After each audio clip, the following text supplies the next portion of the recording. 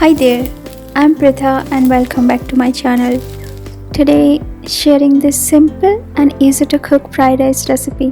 It's loaded with veggies and made without any sauce. So let's start today's recipe. I have taken 3 eggs. Take as many as you want to. Add some salt. I have taken black and white pepper. I like to mix some white pepper with the black pepper. Beat it well. I'm cooking in vegetable oil. Fry eggs in medium heat. Then put it aside. Add some onion, some ginger, garlic. Fry in medium heat for a couple of minutes.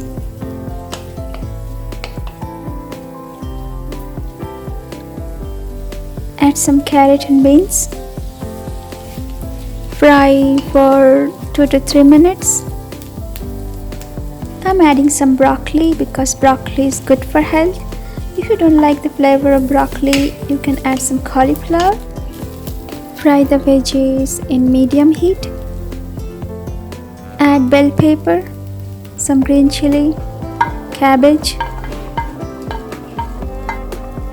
a little salt. Mix it well. Add the cooked rice. Rice was kept in the fridge for overnight. Add some vinegar mixed with water. Mix it well. Add salt to taste. Turn on the flame to high. Keep stirring.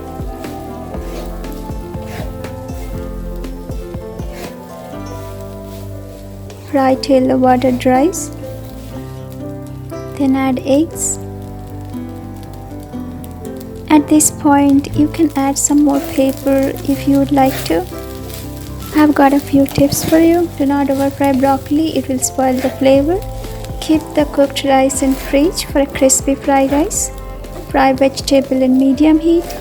And after adding the rice, fry in high heat. I hope you liked today's recipe. If you like it, please watch the next one and do subscribe to my channel. Thank you for watching. See you in the next one.